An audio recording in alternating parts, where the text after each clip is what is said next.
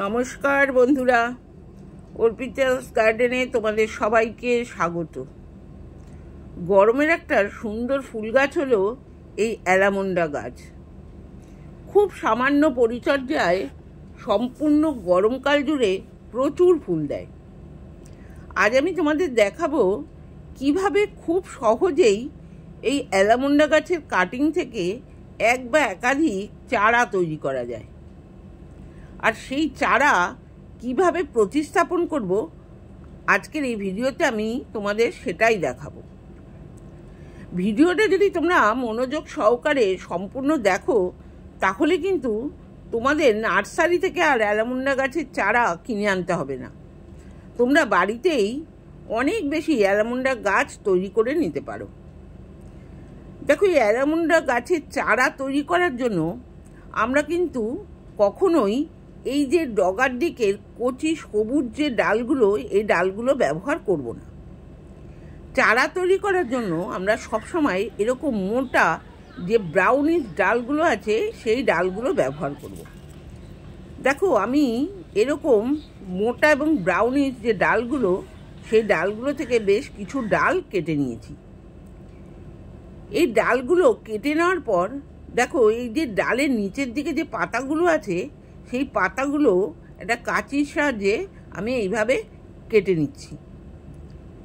অর্থাৎ নিচের দিকে আমরা কোনো রকম পাতা রাখবো না, সেই জন্য নিচের দিক থেকে বেশ কিছু পাতা আমরা এইভাবে কেটে নেব।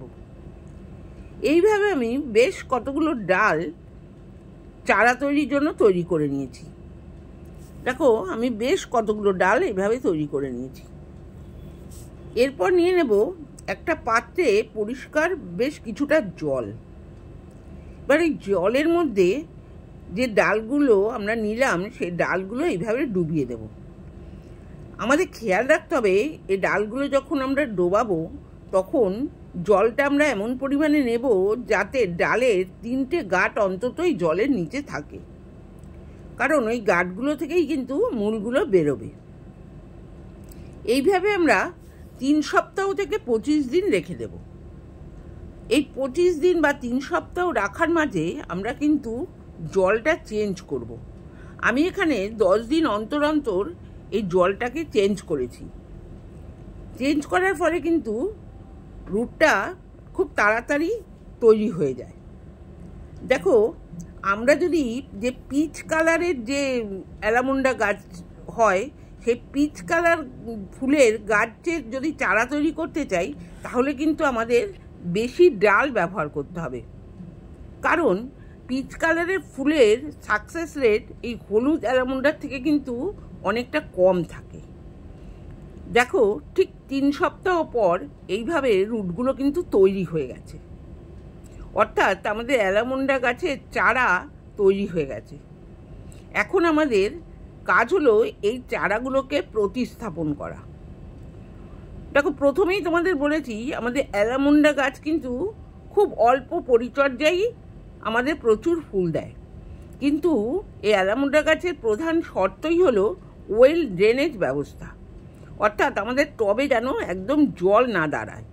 দেখো, সেই জন্য আমি এখানে টবের ড্রেনেজ ব্যবস্থাটাকে তৈরি করে নিয়েছি। আমরা এইভাবে স্টোন চিপ দিয়ে সুন্দরভাবে আমাদের টবের ড্রেনেজ ব্যবস্থাটা করে নেব। আর আমরা যে মাটিটা তৈরি করব, এই মাটিটাও কিন্তু আমাদের হতে হবে ওয়েল ড্রেনেজ, অর্থাৎ মাটিটা তৈরি করব আমরা আমাদের যে গার্ডেন সয়েল আছে তার সাথে বেশ কিছুটা বালি, বোনডাস্ট, শিংকুচি এবং কিছুটা সর্ষের খোল মিশিয়ে আমরা মাটিটা তৈরি করে নেব। তৈরি করে নেওয়ার পর দেখো, এখানে আমি টব ভর্তি করে মাটি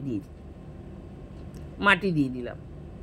এইভাবে মাটি দেওয়ার পর আমরা যে ডালটা বা যে চারাটা আমরা এই টবে প্রতিস্থাপন করব, সেই চারাটা রুটগুলোতে আমরা এইভাবে অ্যালোভেরা জেল লাগিয়ে নেব। দেখো, এখানে আমি অ্যালোভেরা জেল লাগিয়ে নিচ্ছি। এইভাবে অ্যালোভেরা জেল লাগিয়ে নেওয়ার পর আমরা এই যে ডালটা বা চারাটা, এটা আমরা এই মাটির মধ্যে প্রতিস্থাপন করব। দেখো, আমি এইভাবে প্রতিস্থাপনটা করলাম। তোমরা কিন্তু এইভাবে না করেও একটা কিছু দিয়ে একটা গর্ত করে তার মধ্যে কিন্তু বসিয়ে দিতে পারো। দেখো এইভাবে আমি আমার সমস্ত চারাগুলোই এক একটা টবে দিয়ে দেব। দেখো এই টবে দেওয়ার জন্য কিন্তু আমি এই যে আমরা যে চারাটা নিয়েছি এই চারাটাকেও কিন্তু আমি অ্যালোভেরা জেল লাগিয়ে নেব। এইভাবে অ্যালোভেরা জেল লাগিয়ে নেওয়ার পর এই চারাটাও আমি এই টবে প্রতিস্থাপন করব। এইভাবে আমি সমস্ত চারাগুলোই প্রতিস্থাপন করে নেব।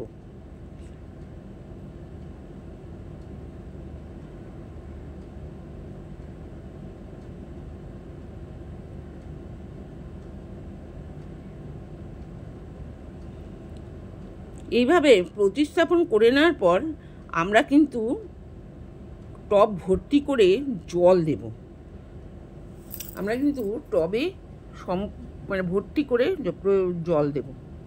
দেখো এখানে আমি টবগুলোতে জল দিয়ে দিলাম। এইভাবে খুব সহজেই কিন্তু আমরা অ্যালামন্ডার কাটিং থেকে কিন্তু আমরা চারা তৈরি করতে পারি এবং সেই চারা থেকে আমরা পরবর্তী সময়ে যে অ্যালামন্ডা গাছ তৈরি হবে সেই গাছ থেকে প্রচুর ফুল পাবো। এই ছিল আমার আজকের ভিডিওটা।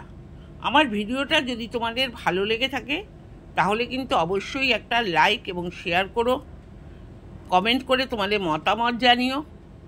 আর আমার চ্যানেলে তুমি যদি নতুন হয়ে থাকো তাহলে অবশ্যই চ্যানেলটা সাবস্ক্রাইব করে আমার পাশে থেকো। তোমরা সবাই ভালো থেকো, সুস্থ থেকো।